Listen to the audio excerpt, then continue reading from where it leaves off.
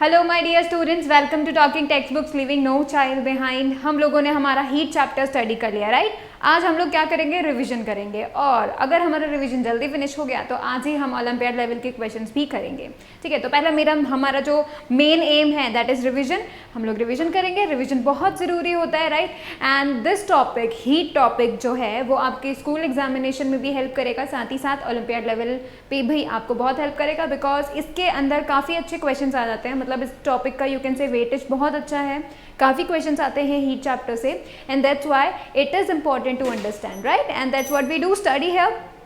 सो basically हम लोग क्या कर रहे हैं, 6, 7 and 8 all school examinations and all olympiads we are covering, and 9, 10 के लिए हम लोग NTSC, NSC, JS, PRMO we are covering all of these, right. And this is the main aim कि हम आपको क्वालिटी लेक्चर्स प्रोवाइड कर सके so that you can study from home and definitely you can crack all the goals you have set for yourself. That is our only aim. If you want to access DPPs and study material, you can access them through the Telegram channel. You can write the code TTB07 over there and you can join the channel and access all the DPPs and study material. Now see, this is the beautiful team and this team is helping a lot, and this team is doing hard work a lot for you all, so that you are able to crack all your goals and आपको एक quality education हम लोग provide कर सके. That's our goal, right? And this is why we are doing so much hard work for you all. If you want any guidance, any form of guidance, because अभी जो है Olympiads को लेकर बहुत सारे प्रॉब्लम्स होते हैं, लाइक क्या करें, कैसे करें, ठीक है। उनको पता नहीं होता how to approach that specific you can say the olympiad, right. तो इस केस में आपको क्या करना चाहिए, you can definitely hear us, and what is that, you have to go on this website www.talkingtextbooks.in. After going on this website, you can get 2 type of packages. Number 1 is the, you can say, full package. Number 2 is the test series. Full package में आपको क्या मिलने वाला है, आपको study material मिलेगा, आपको recorded and live classes मिलेंगी, आपको यू कैन से आपको बाई वीकली क्विजेज मिलेंगे, आपको होमवर्क सबमिशन फीचर मिलेगा एंड पीरियोडिक टेस्ट पेपर्स। ये सब चीज़ें आपको प्रोवाइड हो जाएंगी फुल पैकेज में, राइट। सेकेंड पैकेज है टेस्ट सीरीज, जहाँ पे आपको सिर्फ टेस्टिंग होगा, टेस्टिंग, ऑलराइट। तो आपको क्या मिलेगा, बाई वीकली क्विजेज मिलेंगे, पीरियोडिक टेस्ट पेपर्स मिलेंगे एंड वीडियो क्लासेस जो कि होते हैं लाइव और रिकॉर्डेड वंस, तो वो आपको प्रोवाइड की जाएंगी। And the next thing is कि if you want to buy these courses, if you want to join these courses, you can definitely use a code that will be giving you a 30% discount, and that code is CY Live.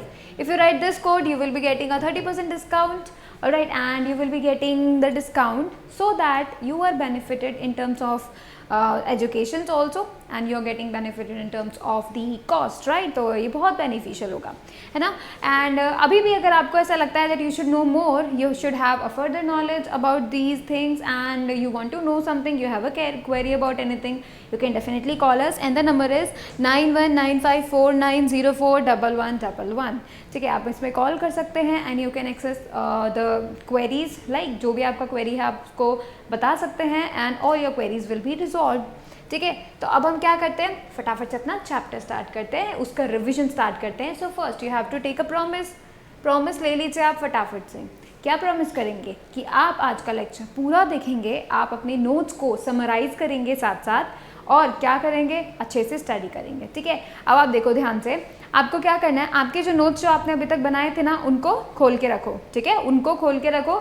साथ साथ हम लोग revise करते चलेंगे, आप अपनी copy से revise करते चलेंगे, ठीक है। साथ ही साथ आपको क्या करना है, कोई भी चीज़ छूट गई हो तो आप उसको फटाफट से नोट कर लो, ठीक है। चलो अभी हम क्या करते हैं, स्टार्ट करते हैं।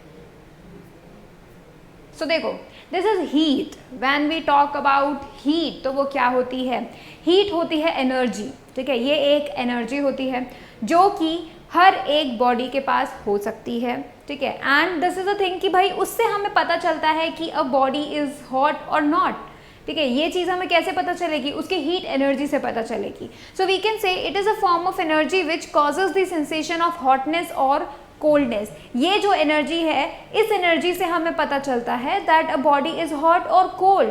सो you can get a sensation of hotness और coldness just because of this heat energy, right. So you can definitely say that कि ये जो हीट एनर्जी होती है, ये कुछ भी नहीं करती सिवाय ये बताने के कि वो जो बॉडी है वो हॉट है या कोल्ड है, ठीक है। ये मेन चीज़ जो होती है, जैसे कभी कभी क्या होता है कप, हम लोग चाय का कप, ठीक है, और यू कैन से कॉफ़ी का कप, तो क्या होता है उसको जब हम टच करते हैं तो हमें उतना गर्म नहीं लगता है, राइट। लेकिन अगर हम क्या करें, उसको पीने की कोशिश करें, बहुत गर्म गर्म पीने की कोशिश करें, तो ऐसा मत करना, बिकॉज इससे जल सकते हो तुम लोग, राइट। क्यों जल सकते हो? बिकॉज उस टाइम पे उसका जो हीट एनर्जी उस ऑब्जेक्ट के अंदर है, चाय के अंदर, कॉफ़ी के अंदर बहुत ज़्यादा हीट एनर्जी होती है, तो उससे क्या होगा, आपको नुकसान पहुंच सकता है, ज़्यादा हीट एनर्जी से हमको ही नुकसान पहुंच सकता है, राइट। देखो, एंड दूसरा जो एग्जांपल हम ले आइस का, आइस क्या होता है, आइस को टच करते हो तो कितना ठंडा लगता है, राइट। तो वो जब आपको ठंडा लगेगा तो वो क्या चीज़ है, वो जो ठंडक है वो क्यों है, यू कैन से this is just because of the heat energy, ठीक है। ये जो हीट एनर्जी, इसी की वजह से कोई बॉडी कोल्ड रहती है और इसी की वजह से कोई बॉडी हॉट रहती है। तो आपको ये बस पता होना चाहिए that this heat energy is just showing you the hotness और कोल्डनेस ऑफ अ बॉडी, कि भाई एक ऐसा सेंसेशन है जिससे आपको पता चल सके दैट दिस इज हॉट और दिस इज कोल्ड, राइट। चलो अब हम देखते हैं दैट hotness और coldness basically indicates whether heat energy is flowing into our body or out of it। कैसे ऐसे पता चलेगा? देखो, कोई भी बॉडी, लेट्स से हमने आइस की बात करी, ठीक है, आइस क्या होती है, बहुत ठंडी होती है, हम आइस को टच करते हैं, ठीक है, तो हमें क्या लगता है, हमें ठंडा लगता है, ठीक है, हमें कोल्डनेस लगती है। तो ये क्या हुआ, कोल्डनेस क्यों हुआ? थोड़ी देर बाद क्या होता है, आपने उसको टच किया, फिर आप अपनी उंगली हटा लो, जब आप उसको देखोगे तो यहाँ पर जो पार्ट आइस से टच हो रहा था वो पार्ट बहुत ठंडा हो चुका होगा, ठीक है। तो क्या हुआ होगा, वो ठंडा हो गया, तो इसका मतलब क्या हुआ, इसका मतलब ये हुआ कि तुम्हारी उंगली में से जो हीट एनर्जी थी वो फ्लो होके आइस में चली गई, ठीक है, और जहाँ जहाँ से तुमने टच किया होगा ना, वहाँ से वो हल्की सी मेल्ट भी हो गई होगी, क्यों, क्योंकि उसको हीट एनर्जी मिल गई, है ना। तो ये क्या हुआ, ये कुछ हुआ जिसमें से हीट एनर्जी एक हॉट बॉडी से एक कोल्ड बॉडी में चली गई when the bodies are in contact. जब आपने आइस क्यूब को छुआ तो आपकी फिंगर कांटेक्ट में थी आइस के, एंड क्या हुआ, इसके साथ ही साथ क्या हुआ, आपकी जितना हीट एनर्जी आपकी इस उंगली में था वो उसमें चला गया, ठीक है। तो यहाँ पे मेन क्या हुआ, हीट एनर्जी तुम्हारे बॉडी से, तुम्हारे यू कैन से तुम्हारे फिंगर से कहाँ चले गई, आइस क्यूब में चली गई, राइट। तो हीट एनर्जी फ्लो हुई from a hot body to a cold body, right. इसी तरीके से जब कोई गर्म चीज़ हम लोग छूते हैं तो हमें सेंसेशन कैसा होता है, गर्माहट का होता है, राइट। ये क्यों होता है, क्योंकि क्या हो रहा होता है, वो जो बॉडी है जो ऑलरेडी हाई टेम्परेचर पे है, ठीक है, मतलब वो बहुत ज़्यादा उसके पास हीट एनर्जी है, सो व्हाट इज हैपनिंग, आप उसको टच कर रहे हो, ठीक है, आप उसको टच कर रहे हो तो तुम्हें गरम लग रहा है, वो क्यों लग रहा है, because heat energy is flowing into the body, so we feel something hot. कब हमको पता चलेगा, जब क्या होगा, उस बॉडी में से हीट एनर्जी हमारी बॉडी में फ्लो होती है, ठीक है। और जब कभी भी हमारी बॉडी से हीट एनर्जी फ्लो हो रही है किसी और बॉडी में, तब हमें वो बॉडी कैसे लगेगी, कोल्ड लगेगी, ठीक है। तो बेसिकली ये जो हीट एनर्जी है ये एक तरीके से इंडिकेट कर रही है कि कहाँ से कहाँ हीट फ्लो हो रही है, from a hot body to a cold body, ठीक है। तो ये चीज़ हमको मेनली पता करनी चाहिए। जैसे ही देखो, ये था हॉट कप ऑफ मिल्क, क्या हुआ, heat goes into our own body, जब हम इसको टच करते हैं हमें गर्म लगता है, राइट। तो ऐसा क्यों हुआ, क्योंकि हीट हमारी बॉडी में चली गई। हमें कोई चीज़ गर्म तब लगती है जब उस बॉडी से हीट हमारे बॉडी में चली जाती है, तब हमें बहुत गर्मी लगती है, राइट। इसी तरीके से कोल्ड आइस की अगर हम बात करें तो क्या हुआ, हीट हमारी बॉडी से कोल्ड आइस में गई है, ठीक है, तभी हमको ठंडाहट हमको फील हुई दैट ये जो आइस है वो बहुत ही कोल्ड है, ठीक है। हमको ये पता करना चाहिए। अब देखो, किसी बॉडी में कितना हीट एनर्जी है वो कैसे पता चलता है, वो पता चलता है उस बॉडी में मौजूद जितने एटम्स एंड मॉलिक्यूल्स हैं उन सभी का एनर्जी जब ऐड कर दिया जाता है, तब जो एनर्जी होता है that is the heat energy of that body, ठीक है। हमारे अंदर क्या है, हमारे अंदर बहुत सारी चीज़ें, जैसे हमारे अंदर ब्लड है, so it is a liquid, ठीक है। और फिर हम बोल सकते हैं हमारे सेल्स हैं, बोन्स हैं, तो हमारे इतने सारे मॉलिक्यूल्स हैं, इतने सारे सेल्स हैं, राइट। ये सभी सेल्स का एनर्जी, जो सेल सिचुएटेड है एक ही जगह पे है, उनका कौन सा एनर्जी, पोटेंशियल एनर्जी। और जैसे ब्लड है वो फ्लो कर रहा है, राइट, तो उसके पास कौन सा एनर्जी होगा, काइनेटिक एनर्जी। ऐसे ही पूरे के पूरे ब्लड सेल्स का, नॉर्मल सेल्स का, बोन्स के सेल्स का, ठीक है, हर एक चीज़ का जितना भी एनर्जी है उन सबको जब हम ऐड कर देंगे तब हम टोटल यू कैन से उस बॉडी का टोटल हीट एनर्जी बता पाएंगे। तो कोई भी बॉडी, और लेट्स से कोई भी body, let's say talk about the ice, ठीक है।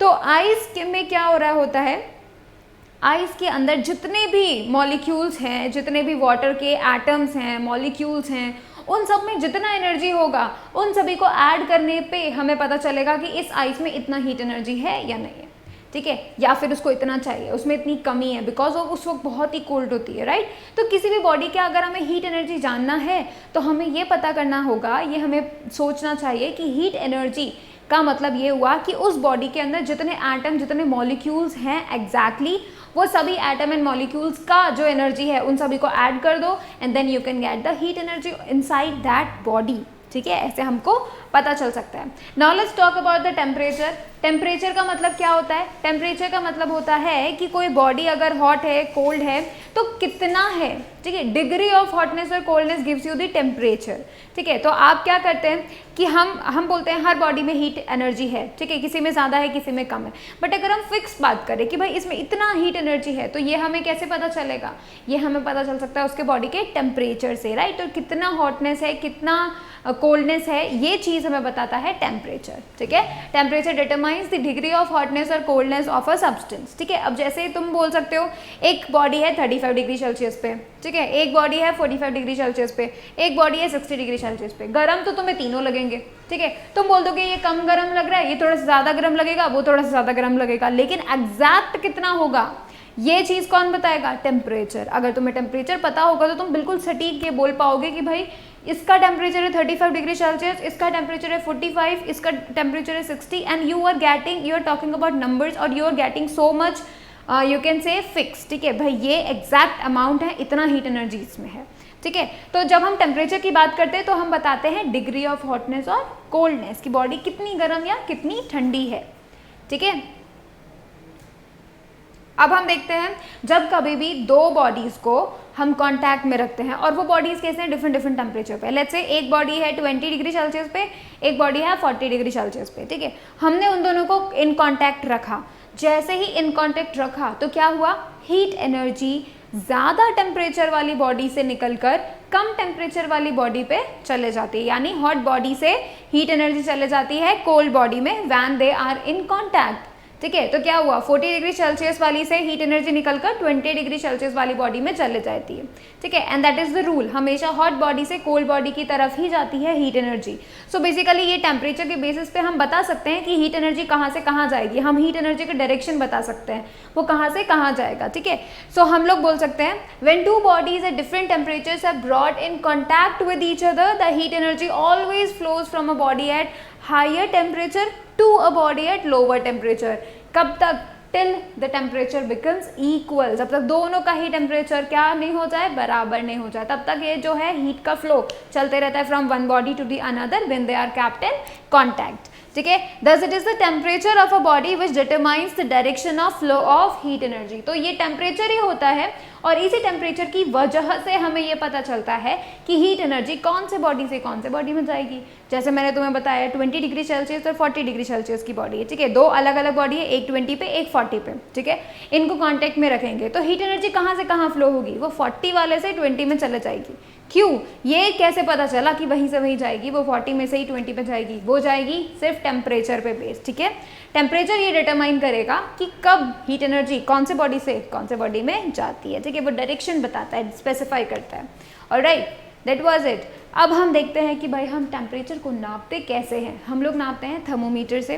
थर्मोमीटर क्या होता है? एक ऐसा डिवाइस होता है, ठीक है, जिसमें मरकरी होता है, ठीक है, सिल्वरी मेटल होता है, ठीक है। कैसा होता है? ऐसा देखो, ये सिल्वर कलर का मेटल देख रहे हो ना तुम, इसे बोलते हैं हम मरकरी। एंड जो मरकरी होता है वो क्या करता है, वो बहुत ही ज़्यादा ऊपर राइज कर जाता है, फिर हम रीडिंग्स देख लेते हैं and that's how we can get the temperature of a body, ठीक है। लेकिन अभी आजकल बहुत सारे जो हैं थर्मोमीटर आ गए हैं, कुछ तो डिजिटल हैं, ठीक है, कुछ ऐसे सिंपल मरकरी वाले बेस्ड हैं और कुछ हैं डिजिटल। इसमें क्या होता है, सिंपल तुम्हें नंबर्स दिखाई देते हैं, एग्जैक्ट टेम्परेचर तुम्हें दिखाई देता है, ठीक है। तो यहाँ पे हम लोग क्या देख रहे हैं कि भाई थर्मोमीटर ऐसे डिवाइस होता है जो हमें किसी भी बॉडी का टेम्परेचर बताता है, ठीक है। किसी बॉडी का कितना टेम्परेचर है ये बताता है कौन है? हमें थर्मोमीटर, ठीक है। और thermometer can be of two types, we can say digital और दी मरकरी थर्मोमीटर, ठीक है। अब देखो, अब हम सेकेंड लेक्चर पे आ गए हैं। दैट मीन्स हम लोग देखने वाले हैं कि भाई जो टेम्परेचर होता है हम उसको मेजर करते हैं। हम लोग अलग अलग यूनिट्स में बताते हैं। जैसे लेंथ का यूनिट होता है ना सेंटीमीटर, मीटर, किलोमीटर, टाइम का यूनिट होता है सेकेंड्स, आवर, मिनट, ऐसे डिफरेंट यूनिट्स होते हैं। वैसे ही टेम्परेचर के भी डिफरेंट यूनिट्स होते हैं, ठीक है, जिसमें सेल्सियस, फ़ारेनहाइट और केल्विन, ठीक है। अब देखो, जो सेल्सियस होता है ना उसे कैसे मेंशन करते हैं हम लोग, उसे हम मेंशन करते हैं कैसे, सबसे पहले तो डिग्री बनाते हैं, ठीक है, सबसे पहले छोटा सा डिग्री बनाते हैं, ये ना गोल होना चाहिए, ठीक है, गोल होना चाहिए, और उसके बाद हम क्या लिख देते हैं, सी लिख देते हैं, ठीक है। तो मतलब सेल्सियस और सेंटीग्रेड ये सबसे पहला यूनिट होता है। तो इसके अंदर जब कभी हमें टेम्परेचर बताना होगा तो हम कैसे लिखेंगे, हम लिखेंगे 40 डिग्री सेल्सियस, ठीक है। अब दूसरा यूनिट जो है वो क्या है, फ़ारेनहाइट, ठीक है। फ़ारेनहाइट में कैसे लिखते हैं, F, degree capital F. So when I want to write a temperature in degree Fahrenheit I would be writing 212 degree Fahrenheit, ठीक है। अब आता है थर्ड स्केल क्या है, केल्विन। केल्विन को लिखने के लिए सिर्फ हम कैपिटल के लिख देते हैं। So if I want to write a kelvin I would be writing 32 kelvin, बस, ठीक है। तो ये चीज जो थे तुमको पता होना चाहिए। When ever you right unit in the degree Celsius, जब कभी तुम डिग्री सेल्सियस में यूनिट लिखने वाले हो, टेम्परेचर लिखने वाले हो, so what you will be writing 40 degree Celsius. इसी तरीके से फ़ारेनहाइट में लिख सकते हो 212 डिग्री फ़ारेनहाइट। इसी तरीके से केल्विन में लिख सकते हो 32 केल्विन। ये सिर्फ एग्जांपल्स हैं, ठीक है, तुम तो कैसा भी टेम्परेचर बता सकते हो, बट तुम्हें ये बात ध्यान में रखनी है, जब कभी भी तुम सेल्सियस सेंटीग्रेड में लिखोगे तो डिग्री सेल्सियस होना चाहिए, capital C, degree capital C. इसी तरीके से फ़ारेनहाइट में लिखना चाहते हो तो डिग्री फ़ारेनहाइट होना चाहिए, डिग्री कैपिटल एफ, और जब केल्विन की बात करेंगे तो सिर्फ कैपिटल के एज अ यूनिट होना चाहिए, ठीक है। ठीक है, तो अब हम क्या करते हैं, सेल्सियस स्केल के बारे में पढ़ते हैं। सेल्सियस स्केल जो है वो जो है, समझो सेल्सियस सेंटीग्रेड, ठीक है, और मैंने तुम्हें बताया था सेंटीग्रेड, सेंट बराबर कितना होता है, 100। दैट मीन्स हम क्या कर रहे हैं यहाँ पे, हम एक ऐसा स्केल बना रहे हैं जिसमें 100 डिविजन्स होने वाले हैं, ठीक है, जिसमें 100 डिविजन्स होने वाले हैं। तो देखो, तुम ध्यान से देखो, हमने क्या किया, जो थर्मोमीटर का लोवेस्ट पॉइंट है वो क्या लिया, 0 डिग्री सेल्सियस, मतलब फ्रीजिंग पॉइंट ऑफ वाटर, ठीक है। तो मतलब 0 डिग्री सेल्सियस पे वाटर फ्रीज हो जाता है, that is taken as the, you can say the 0 point. हमने बिल्कुल बिलो पॉइंट हम बोलेंगे, यहाँ से हमने अपना थर्मोमीटर स्टार्ट किया।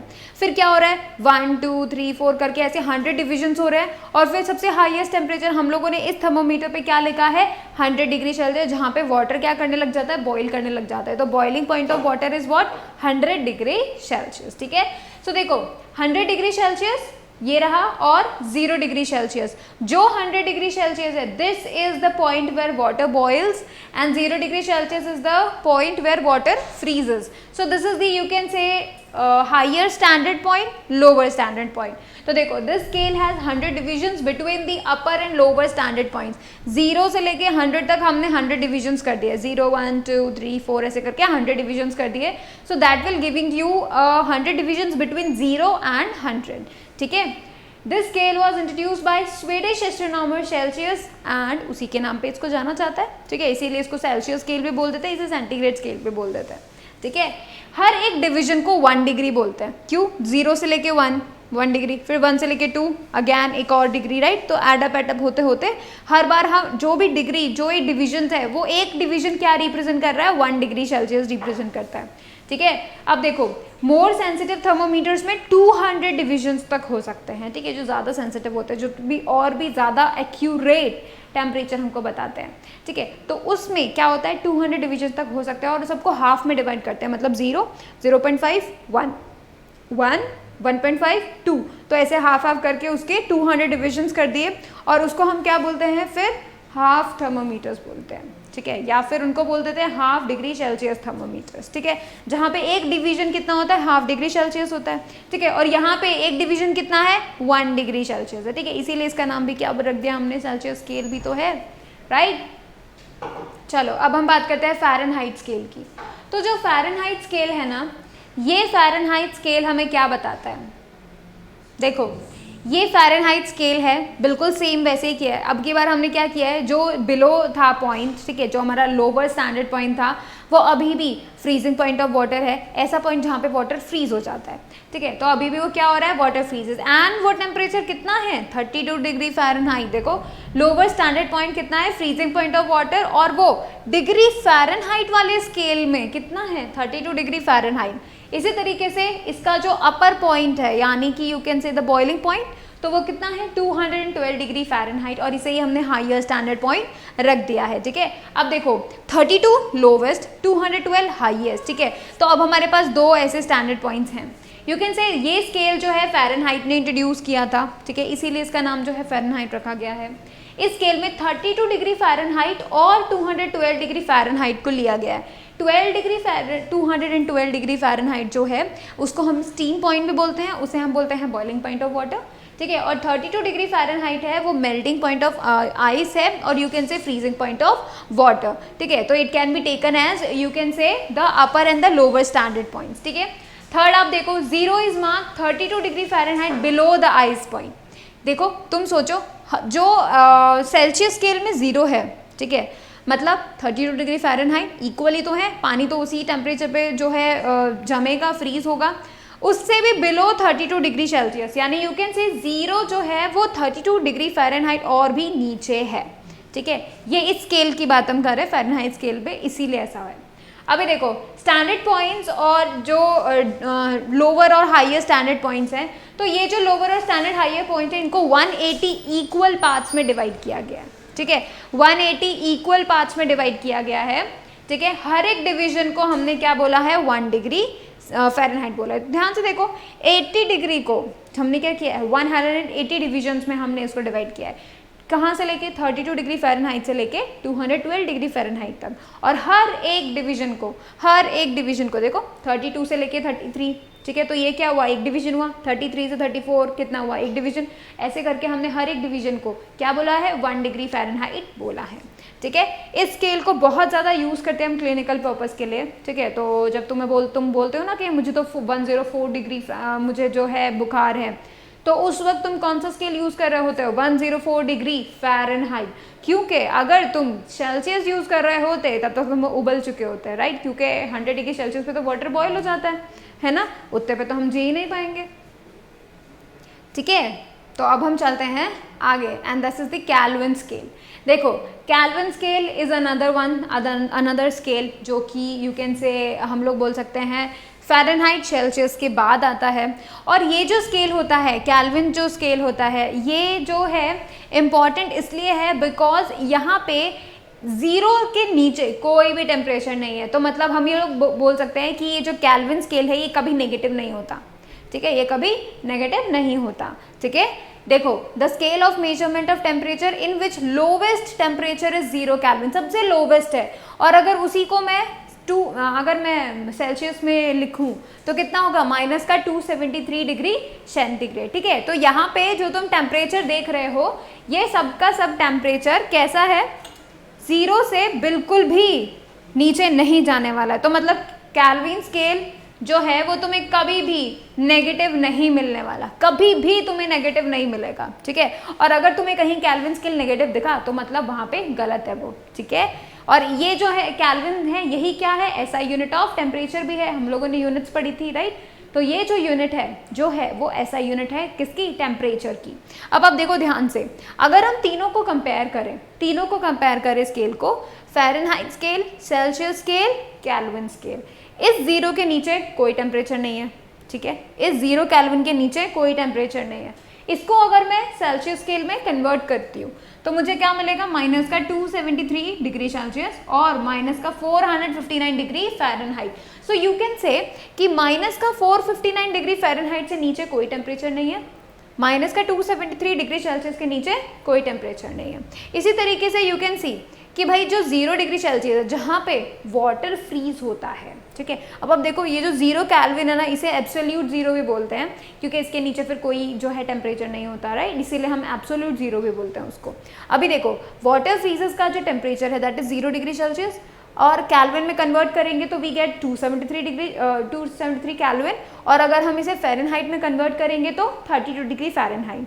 ठीक है, इसी तरीके से you can say water boils कितना होता है, 212 डिग्री फ़ारेनहाइट पे वाटर बॉयल हो जाता है, 100 डिग्री सेल्सियस पे वाटर बॉयल हो जाता है, और 373 कैल्विन पे भी वाटर बॉयल हो जाता है। सो यू कैन कन्वर्ट दीज 1 2 3 तीनों को एक दूसरे में कन्वर्ट कर सकते हो। कैसे, I will be telling you how. ठीक है, लेकिन सबसे पहले हम क्या करते हैं, कुछ कैरेक्टरिस्टिक्स देख लेते हैं। देखो, there can not be any temperature below 0 kelvin, 0 kelvin के नीचे कोई टेम्परेचर नहीं होता है। ठीक है, नहीं होता। The temperature is expressed in के, ओनली के। ठीक है, इसमें कोई डिग्री का सिंबल नहीं लगा होता है, कैल्विन के केस में कोई डिग्री का सिंबल नहीं होता।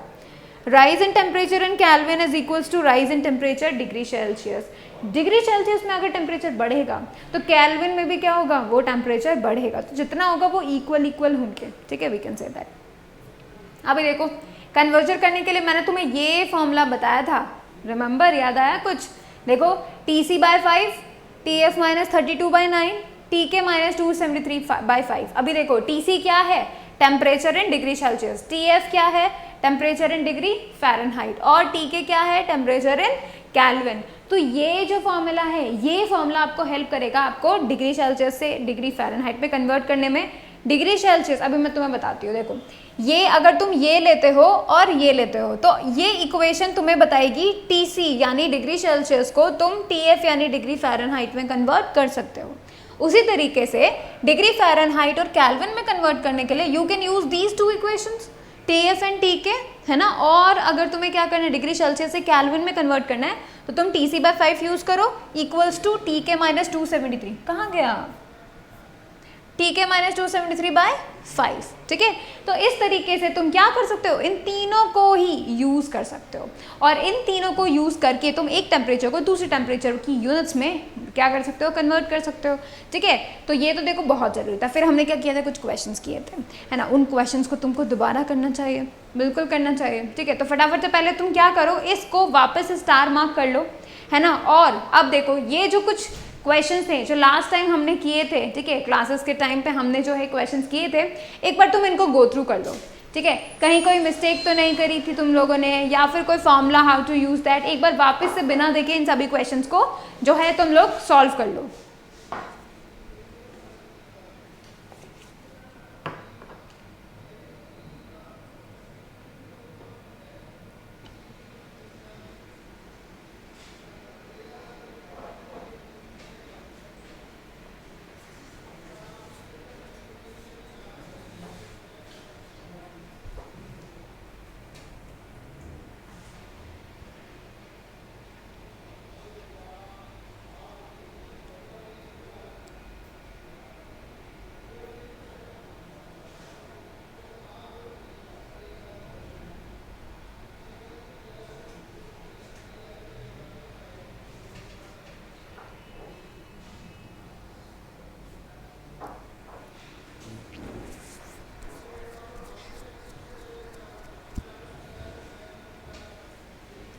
ठीक है, अब तो तुमसे बहुत इजीली सॉल्व हो गए होंगे सारे के सारे, है ना। इसी तरीके से आपको क्या करना है, और भी क्वेश्चंस की प्रैक्टिस करना है, ताकि आप जल्दी से जल्दी टेम्परेचर को एटलीस्ट कन्वर्ट तो कर ही लो फटाफट।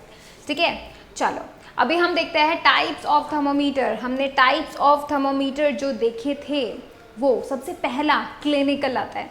क्लिनिकल क्यों, क्योंकि हम लोग बहुत ऐसे ह्यूमन बींग्स हैं, हम लोग बहुत ही आराम से बीमार हो जाते हैं, तो हम लोगों का टेम्परेचर ऊपर नीचे होने के लिए, चेक करने के लिए कितना है कितना नहीं, we use this clinical thermometer. ठीक है, अब देखो ये एक स्पेशल थर्मोमीटर है। ठीक है, और देखो तुम यहाँ पे मरकरी दिख रहा है तुमको, सिल्वरी मेटल दिख रहा है तुमको, दिस इज द लिक्विड। देखो लिक्विड भी है, फिर भी हम इसको मेटल बोलते हैं, और ये सिल्वर कलर का दिखता है ना। और अब आप तुम ध्यान से देखो, ये जो क्लिनिकल थर्मोमीटर होता है, इसको हम जनरली डिग्री फ़ारेनहाइट में लेते हैं। क्यों, तुम बोलते हो, मैंने तुम्हें बताया था, तुम बोलते हो ना 104 डिग्री मेरे को बुखार हो गया, तो you are talking about 104 degree Fahrenheit. ठीक है, सेल्सियस में नहीं बोल रहे होते हो। ठीक है, तो कभी ऐसा मत कहना मुझे 104 डिग्री सेल्सियस बुखार हो गया। क्यों, अगर तुम ऐसा कहोगे तो सब तुमको उल्लू बोलेंगे। ठीक है, देखो ध्यान से, यहाँ पे ये एक स्पेशली मेड थर्मोमीटर होता है जो कि फ़ारेनहाइट थर्मोमीटर को जैसे जनरली यूज़ करते हैं हम लोग, है ना, और हम लोगों ने ह्यूमन बॉडी के टेम्परेचर को नोट करने के लिए डॉक्टर्स के थ्रू ये यूज़ किया जाता है, हम लोग भी यूज़ कर लेते हैं वैसे तो कोई दिक्कत नहीं है। अब देखो मार्किंग्स होती हैं 95 degree Fahrenheit to 110 degree Fahrenheit, ठीक है, तो मतलब इन दोनों के बीच में ही तुम्हें क्या मिलेगा, इन दोनों के बीच में ही तुम्हें रीडिंग्स मिलेंगी, ठीक है। क्यों? क्योंकि टेम्परेचर ह्यूमन बॉडी का 95 से कभी कम नहीं होगा और 110 से कभी ज़्यादा नहीं होगा। अगर ऐसा पॉसिबल हो गया तो मतलब इंसान हो गया, ठीक है। देखो अगर 95 से नीचे हुआ तो ये एक ऐसा टेम्परेचर है जो ह्यूमन बॉडी में, अगर 95 से नीचे टेम्परेचर हो जाता है तो ह्यूमन बॉडी नहीं वर्क करती, ठीक है। तो it can be right, it can be taken as कि उस ह्यूमन का फिर डेथ ही हो जाती है अगर उसका टेम्परेचर 95 डिग्री फ़ारेनहाइट से नीचे चला जाता है, ठीक है। उसी तरीके से 110 डिग्री फ़ारेनहाइट के ऊपर चला जाता है तो बहुत ही दिक्कत हो जाती है। तुम खुद से सोचो, जब तुम्हारा बुखार 105 डिग्री फ़ारेनहाइट हो जाता है तो तुम बहुत ज़्यादा तपने लग जाते हो, बहुत ज़्यादा टेम्परेचर हो जाता है, वो छूते ही बिल्कुल जलने लग जाता है, इतना ज़्यादा बॉडी का टेम्परेचर हो जाता है। और उस वक्त क्या होता है, बहुत ज़्यादा वाटर, यू कैन से कि ज़्यादातर वाटर जो होता है वो इवापोरेट होने लग जाता है, राइट, तुम्हारी बॉडी से मॉइस्चर जाने लग जाता है, तुम्हें डिहाइड्रेशन हो जाता है। वो कंडीशन ह्यूमन बॉडी की सबसे ज़्यादा यू कैन से ड्रेडफुल कंडीशन होती है, राइट। उसके बाद तुम सोचो 110 के अगर ऊपर चला जाए तो मतलब ह्यूमन बॉडी नहीं जी सकती, राइट। तो इसका मतलब ह्यूमन बॉडी का टेम्परेचर 110 डिग्री फ़ारेनहाइट से ऊपर नहीं होता और 95 डिग्री फ़ारेनहाइट से नीचे भी नहीं जाता, ठीक है। अगर ऐसा हो जाता है तो मतलब ह्यूमन बॉडी का डेथ होना ज़रूरी है, फिर वहाँ पे हो ही जाता है डेथ, ठीक है। तो it can be taken as कि भाई तुम्हें ध्यान रखना है कि तुम्हारा टेम्परेचर कभी ऐसा नहीं हो, है ना। और अगर इसी टेम्परेचर को अगर मैं सेल्सियस में बात करूँ तो सेल्सियस में कितना होना चाहिए, 35 डिग्री से 35 डिग्री सेल्सियस से नीचे नहीं होना चाहिए, 43 डिग्री सेल्सियस के ऊपर नहीं होना चाहिए, ठीक है। और ह्यूमन बॉडी का यू कैन से नॉर्मल टेम्परेचर जो परफेक्ट, यू कैन से एक परफेक्ट हेल्दी ह्यूमन बॉडी का टेम्परेचर होना चाहिए वो हो कितना होना चाहिए, 37 डिग्री सेल्सियस, ठीक है। तो ये होना चाहिए। और फ़ारेनहाइट में कितना होना चाहिए, 98.6 डिग्री फ़ारेनहाइट होना चाहिए, जो नॉर्मल बॉडी का हेल्दी ह्यूमन बॉडी का टेम्परेचर होता है, ठीक है। चलो यू कैन से थर्मोमीटर जो होते हैं उनको हमेशा एक, जैसे यू कैन से एक ह्यूमन बॉडी का आपने टेम्परेचर मेजर किया, जब आप दूसरे ह्यूमन बॉडी का टेम्परेचर नोट कर रहे हो तो यू कैन से कि भाई तुम्हें क्या करना चाहिए, उसको वॉश करना चाहिए सबसे पहले तो, एंड देन आप उसको एक झटका दो, एक जर्क दो। उससे क्या होगा, जो थर्मोमीटर है यू कैन से जो मरकरी है, उस थर्मोमीटर के अंदर जो मरकरी है वो सब नीचे चली जाएगी, ठीक है, बल्ब में चली जाएगी और फिर आप अच्छे से एक्यूरेटली टेम्परेचर को मेजर कर पाओगे, ठीक है। अब देखो दूसरा है लेबोरेटरी थर्मोमीटर।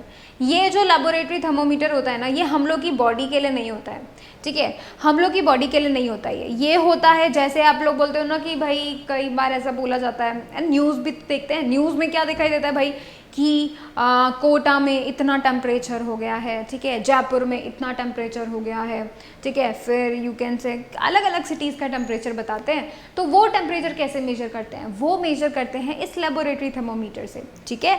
तो ये जो लेबोरेटरी थर्मोमीटर होता है ये हमें हेल्प करता है इन्वायरमेंट का टेम्परेचर मेजर करने के लिए और डिफरेंट तरीके से जो है मेजर कर सकते हैं, ठीक है। अब देखो, और इसे हम ना लेबोरेटरीज में यूज़ भी कर सकते हैं, जैसे क्योंकि क्या होता है किसी किसी एक्सपेरिमेंट में बहुत ज़्यादा टेम्परेचर चाहिए होता है, राइट, किसी किसी एक्सपेरिमेंट में बहुत कम टेम्परेचर चाहिए होता है, तो उस केस के लिए भी क्लिनिकल थर्मोमीटर यूज़ नहीं होता, ये लेबोरेटरी वाला यूज़ होता है, ठीक है।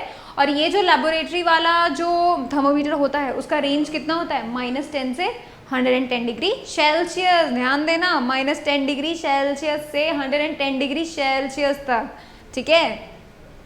अब देखो ये जो वेदर वाले जो मैं अभी तुम्हें बता रही थी ना, वो बताते हैं कि भाई कोटा का इतना टेम्परेचर, जयपुर में इतना टेम्परेचर, उनको हम क्या बोलते हैं, उन थर्मोमीटर्स का स्पेशली नाम होता है मैक्सिमम मिनिमम थर्मोमीटर, ठीक है।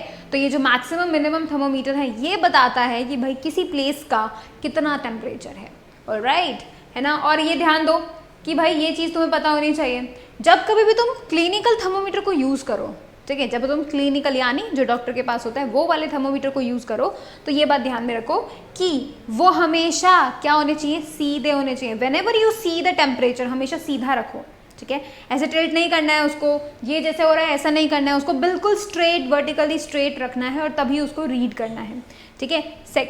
सेकेंड थिंग, तुम्हें जिस भी बॉडी का टेम्परेचर नापना है, जिस भी बॉडी का, ठीक है, क्या करना है, वो जो बल्ब है, लाइक एग्जाम्पल तो देख लेते हैं, जैसे ये एक बल्ब है ना, वैसे ही क्लिनिकल थर्मोमीटर का वाला जो बल्ब होता है जिसके अंदर मरकरी इकट्ठी होती है, कलेक्टेड होती है, वो उस मरकरी के उस पूरे बल्ब के चारों तरफ वो बॉडी होना चाहिए, ठीक है। तो क्या करते हैं, उस बल्ब को पूरी तरीके से कवर कर लेते हैं उस बॉडी से, ठीक है, जिस भी बॉडी का आप टेम्परेचर मेजर करना चाहते हैं, ठीक है। फिर देखो नेक्स्ट, आप देखो क्या होना चाहिए, bulb should not touch the surface of the container. अगर तुम क्या कर रहे हो, लेट्स से तुम किसी लिक्विड का टेम्परेचर मेजर कर रहे हो, तो जब तुम किसी लिक्विड का मेजर टेम्परेचर कर रहे हो तो क्या हो रहा होगा, जो कंटेनर का बेस है उसको टच नहीं करवाना है, ठीक है। तुम्हें क्या रखना है, उसको हल्का सा ऊपर ही रखना है, लिक्विड में डूबा रहे लेकिन कंटेनर के बेस से थोड़ा ऊपर रहे, ऐसा तुम्हें रखना है, ठीक है। ये प्रिकॉशंस तुम्हें ध्यान रखने हैं, ठीक है। अब तुम सोचोगे कि भाई कि थर्मोमीटर्स के अंदर एक किंक होती है ना, वो किंक क्यों यूज होती है, देखो मैं तुम्हें बताती हूँ। वो जो किंक होती है वो क्या करती है, वो थर्मोमीटर को रोकने का काम करती है। जैसे देखो कैसे, जैसे यू कैन से, लेट्स से तुमने क्या किया, एक बॉडी का टेम्परेचर लिया, ठीक है, तुमने उस बॉडी से लेट्स से किसी बच्चे के मुंह में रखा, ठीक है, और फिर उसे लेकर आए, तुम बाहर निकाला एंड यू मेजर। जब तुम उसे ऑब्जर्व कर रहे होंगे, जब तुम उसे देख रहे होंगे, तब तो उसके वो टेम्परेचर तो रुक जाना चाहिए, मतलब तब तो मरकरी वापस आ जाना चाहिए, क्यों, क्योंकि अब तो इन्वायरमेंट का टेम्परेचर बता देगा वो तो, राइट, ऐसा होना चाहिए। उसको रोकने के लिए कि आप सफिशिएंटली टाइम में रीडिंग को अच्छे से ऑब्जर्व कर सको, वहाँ पे किंक होता है जो कि क्या करता है, मरकरी को नीचे जाने से रोकता है, फिर तुम्हें झटका देना पड़ता है तब वो नीचे जाता है, ठीक है। That's why I am telling you to always jerk it before using it for the another body, ठीक है। अभी देखो units of heat energy, there are various types of units of heat energy, बहुत सारे टाइप्स ऑफ हीट एनर्जी होता है जिसमें हम लोग जनरली क्या बोलते हैं, कैलोरीज यूज़ करते हैं। आपने चिप्स के पैकेट्स देखे होंगे, बिस्किट्स के पैकेट्स देखे होंगे, तो उसमें जब कभी भी पीछे तुम देखना, उसका जब डिटेल जहाँ लिखे होता है, नॉलेज जहाँ इन्फॉर्मेशन लिखा होता है, तो वहाँ पे बताया होता है कि भाई इतने कार्बोहाइड्रेट्स, इतना एनर्जी, इतना जो भी उसका इंग्रेडिएंट्स हैं वो सब, और साइड में वो जो वैल्यू लिखी रहती है वो हमेशा कैलोरी में लिखी रहती है। That means they are talking about the energy. So this heat energy is often measured in the calorie. और ये जो कैलोरी होता है बहुत छोटा अमाउंट होता है, क्यों, क्योंकि वो कैलोरी का मतलब क्या होता है, देखो यहाँ पे ध्यान से, कैलोरी का मतलब होता है, मतलब 1 ग्राम प्योर वाटर को, 1 ग्राम प्योर वाटर का अगर तुम टेम्परेचर 1 डिग्री सेल्सियस बढ़ा देते हो तो कितना हीट एनर्जी तुमने दिया, जो ऐसा हुआ उसको हम क्या बोलेंगे, 1 कैलोरी, ठीक है।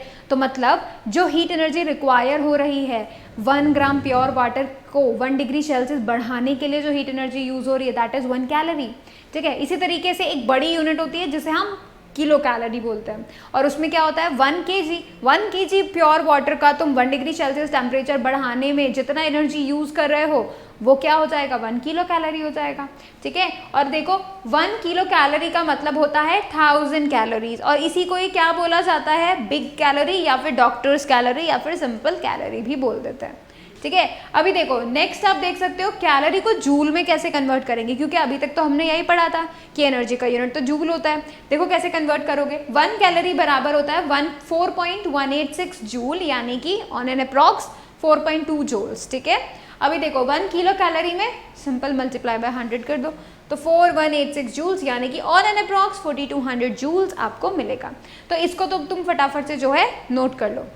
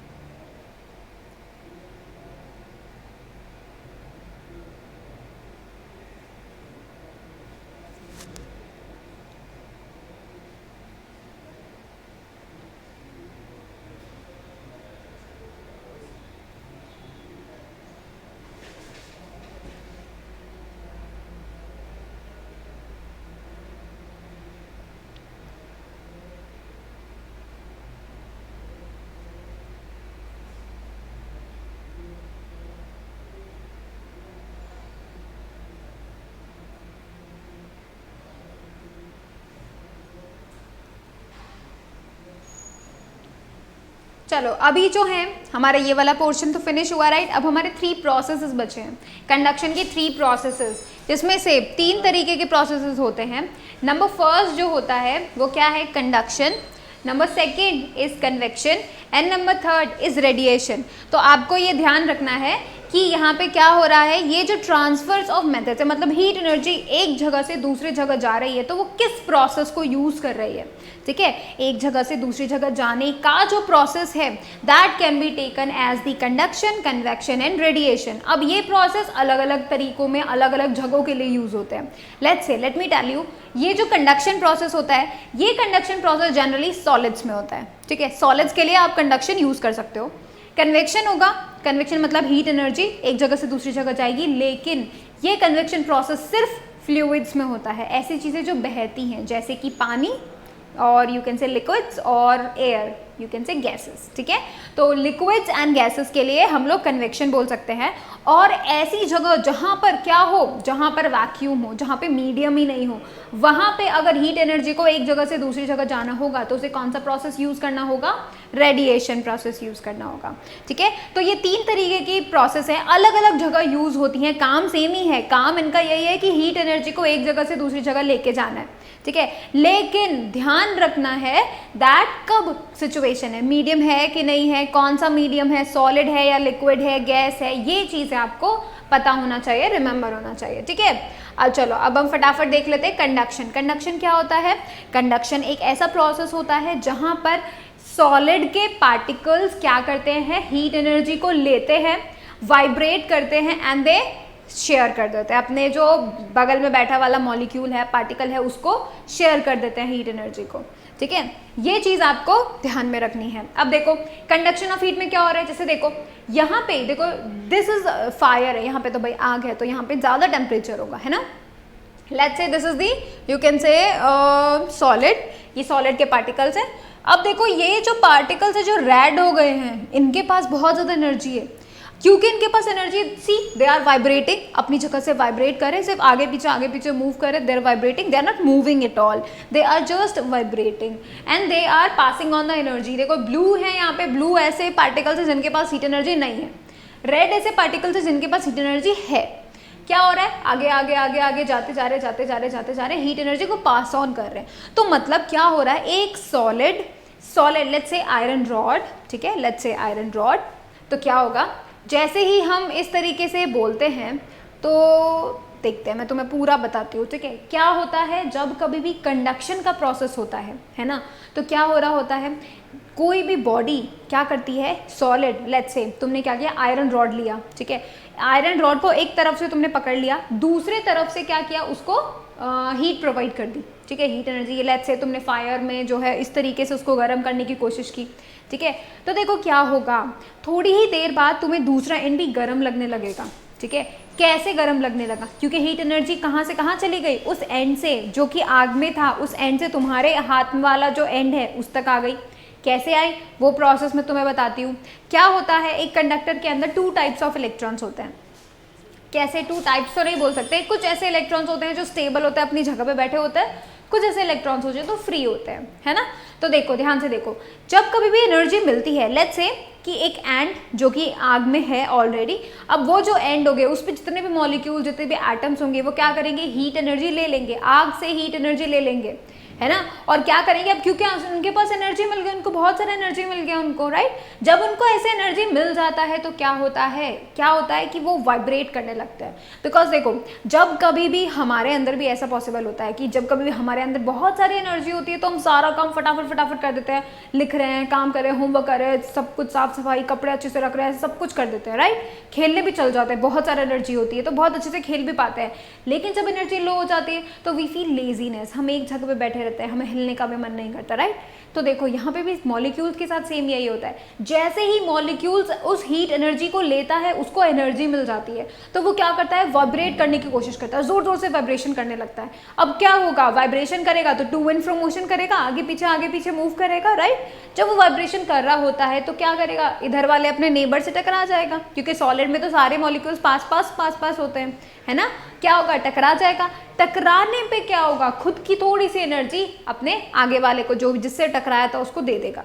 अब बगल वाले को एनर्जी मिल गई तो वो वाइब्रेशन करेगा, जोर जोर से करेगा, फिर वो अपने आगे वाले को पास ऑन कर देगा। ठीक है, तो क्या हो रहा है, कंटिन्यूसली हीट एनर्जी दी जा रही है, और वो कंटिन्यूसली हीट एनर्जी क्या हो रही है, वाइब्रेशन के थ्रू मॉलिक्यूल्स पास ऑन कर रहे हैं। ठीक है, तो वो गेम खेलते हैं पास ऑन, वो एनर्जी को पास ऑन करते चले जाते हैं। दैट्स हाउ एनर्जी एक जगह से दूसरी जगह पहुंच जाती है, बल्कि मॉलिक्यूल्स वहीं रह जाते हैं, क्योंकि वो तो पास कर रहे थे, वो तो वहीं के वहीं रहते हैं, है ना। तो मॉलिक्यूल्स मूव नहीं करते, इसमें मीडियम मूव नहीं करता। सॉलिड में कभी ऐसा नहीं होता कि मॉलिक्यूल्स जो है एनर्जी लेके भाग गया और दूसरे कोने पर चला गया, ऐसा नहीं होता है। ठीक है, तो यहाँ पे क्या होता है, यहाँ पे मेनली सॉलिड जो होता है उसके पार्टिकल्स एक ही जगह पे रह के वाइब्रेट करते हैं, है ना, वो मूव नहीं करते। वो क्या करते हैं, एनर्जी को पास ऑन कर देते हैं। दैट्स हाउ एक एंड से एनर्जी, हीट एनर्जी दूसरे एंड तक पहुंच जाती है।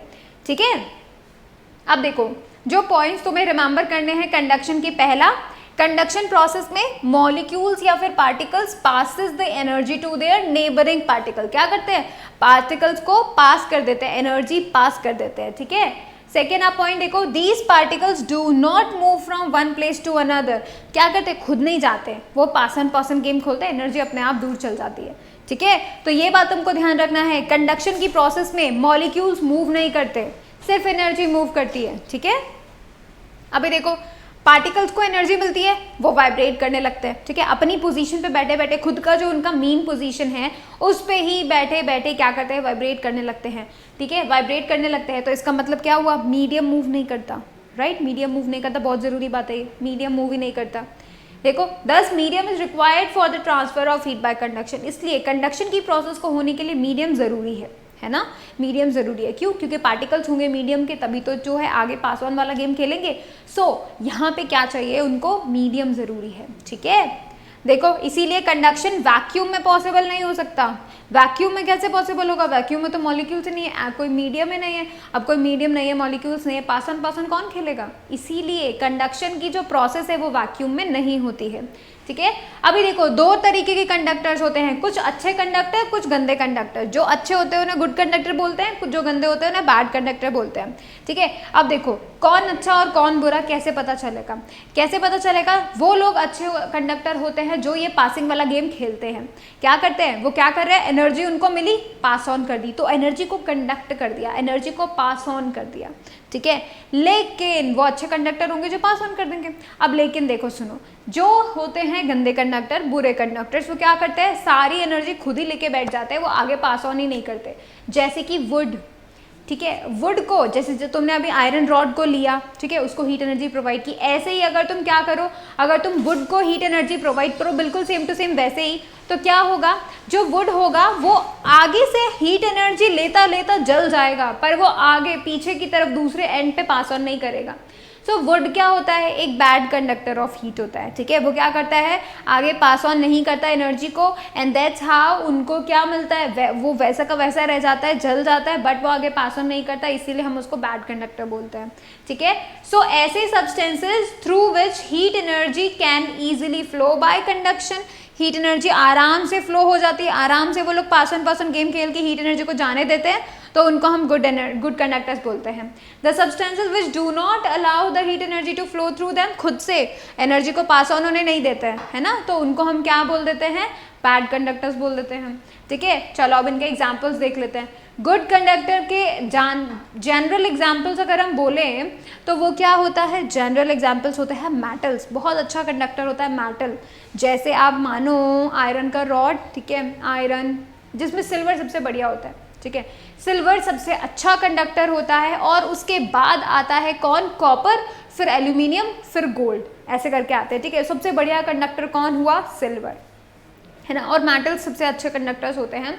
अब देखो जो नॉन मेटल्स होते हैं ना वो अच्छे कंडक्टर्स नहीं होते, लेकिन फिर भी एक नॉन मेटल ऐसा है जो बढ़िया कंडक्टर है। कौन, ग्रेफाइट। तुम्हारे पेंसिल में जो जिसे तुम लिखते हो ना, पेंसिल की nib, that is made up of graphite. So वो जो है वो एक नॉन मेटल होता है, लेकिन फिर भी वो हीट का बहुत ही बढ़िया कंडक्टर होता है। ठीक है, अब देखो मेटल्स गुड कंडक्टर होते हैं हीट के, ये जो हाई कंडक्टिविटी होती है ये बेस्ड होती है किस पे, फ्री इलेक्ट्रॉन्स पे। जो मॉलिक्यूल्स जो इलेक्ट्रॉन्स बैठे होते हैं वो तो क्या करते हैं, वाइब्रेट करते हैं, आगे पास ऑन करते हैं, राइट। कुछ ऐसे फ्री इलेक्ट्रॉन्स भी होते हैं जो हीट एनर्जी को लेते हैं and they pass on to the another.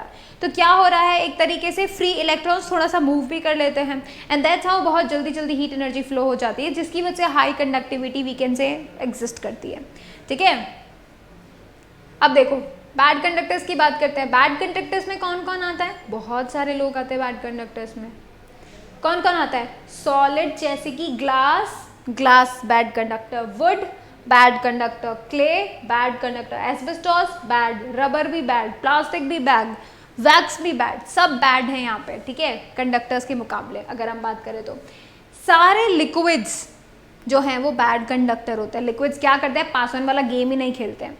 Liquids क्या करते हैं, वो खुद भाग जाते हैं, एनर्जी लेते हैं और खुद भाग जाते हैं। मैं तुम्हें बताऊंगी कन्वेक्शन के प्रोसेस में, क्योंकि उसमें हम देखेंगे कि लिक्विड्स कैसे हीट अप होते हैं, ठीक है। ये पासिंग द गेम नहीं खेलते हैं ना, तो वो कंडक्टर्स नहीं है, वो अच्छे कंडक्टर्स नहीं होते। लेकिन फिर भी एक ऐसा लिक्विड है जो बढ़िया कंडक्टर है और वो कौन है, मरकरी। तभी तो हम उसे थर्मोमीटर में यूज करते हैं, ठीक है। सारे लिक्विड्स पुअर कंडक्टर्स होते हैं मरकरी को छोड़ के, इकलौता मरकरी ऐसा है जो बढ़िया कंडक्टर होता है, ठीक है। अभी देखो सारी की सारी गैसेस पुअर कंडक्टर्स, सारी गैसेस पुअर कंडक्टर्स, ठीक है। वो पास ऑन वाला गेम ही नहीं खेलती है, ठीक है।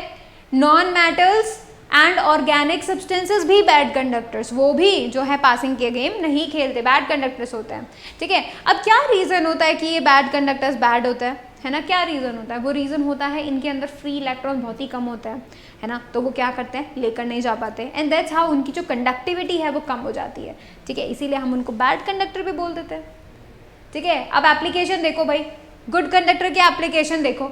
ये देखो बर्तन, जो हमारे बर्तन होते हैं वो नीचे से क्या होते हैं, ब्लैक होते हैं, यू कैन से ब्लैक नहीं होते तो कॉपर के भी बना देते हैं, ठीक है। तो जो ऐसे बर्तन होते हैं जिनके अंदर खाना पकाया जाता है, क्या हो रहा होता है, आग नीचे जल रही होती है, ठीक है।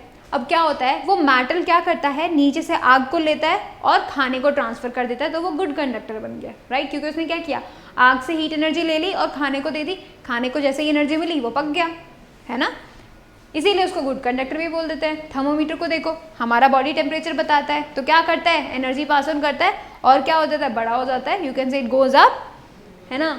अभी देखो जो तुम्हारे रेफ्रिजरेटर में, एयर कंडीशनर्स में जो कूलिंग कॉइल्स होती है वो भी यही करती है, जो एक्स्ट्रा हीट एनर्जी चाहिए होती है उसको लेती है और क्या करती है, बाहर फेंक देती है, तो ताकि क्या होगा, ये कूलिंग बहुत ही बढ़िया कर सके और एक्स्ट्रा हीट को ये बाहर फेंक देती है, ठीक है। तो ये है एप्लीकेशंस ऑफ गुड कंडक्टर। अब कुछ बैड कंडक्टर के भी देख लो, क्योंकि देखो बैड कंडक्टर तो बैड होते ही हैं, बट हम उनका फायदा कैसे उठाते हैं वो देखो। ये स्वेटर्स, ये स्वेटर्स क्या करती होती हैं, बैड कंडक्टर्स होती है ना। तो ये क्या करेंगे, हम स्वेटर्स पहन लेंगे, जैसे ही हम स्वेटर्स पहनते हैं तो क्या होता है, वो जो स्वेटर होती है, ये जो वूल होती है, क्या होता है, हमारे अंदर से हीट एनर्जी को बाहर नहीं जाने देती, ट्रैप कर लेती है। तो क्या होता है, हमारे बॉडी की वजह से ही हम अंदर बिल्कुल अच्छा महसूस करते हैं, गर्म महसूस करते हैं और बाहर का एनवायरनमेंट बहुत ठंडा होता है ना। तो ये जो वुलन क्लोथ्स होते हैं ये हमें इसी तरीके से बचाते हैं, ठीक है। और एग्जांपल्स देखो तुम, ये किचन वेयर्स, इनके जो हैंडल्स होते हैं, वो हैंडल्स अगर देखो अगर मेटल के होंगे तो थोड़ी देर बाद जब बर्तन पूरा गर्म हो जाएगा तो वो हैंडल भी गर्म हो जाएगा और फिर उसको पकड़ना बहुत ही मुश्किल हो जाएगा, राइट। इसीलिए क्या किया जाता है, रबर या प्लास्टिक का हैंडल बनाया जाता है। क्यों, क्योंकि ये तो कंडक्ट करते ही नहीं, तो हम ये कितना ही पका लो, इसमें कितना ही देर तक तुम इसे गर्म कर लो, you can always carry it with the handles, right. तो देखो किस तरीके से हमने बैड कंडक्टर्स का भी फायदा उठा लिया, है ना। तो ये जितनी भी चीज़ें थी, जितनी भी चीज़ें हम लोगों ने स्टडी की है ना, तो ये बेसिकली क्या प्रोसेस है, कंडक्शन का प्रोसेस था, है ना, पूरा conductors, bad conductors and conduction. अभी देखो दो प्रोसेस बचते हैं, कन्वेक्शन, रेडिएशन और थर्मस फ्लैश बचते हैं, ठीक है। उनका जो रिविजन वो हम नेक्स्ट लेक्चर में करेंगे। साथ ही साथ पूरा प्रिपेयर होकर ना आना, क्योंकि नेक्स्ट लेक्चर में हम लोग क्या करने वाले हैं, ओलंपियाड लेवल के क्वेश्चन करने वाले हैं। सो बी प्रिपेयर्ड, अच्छे से रिवीजन करके आना उन सभी का, ठीक है। And that was it. So thank you so much for watching the lecture. Please like it, share it, subscribe it and do not forget to click on the bell icon, ठीक है, उसको तो भूलना ही नहीं है बिल्कुल, ठीक है। So thank you so much.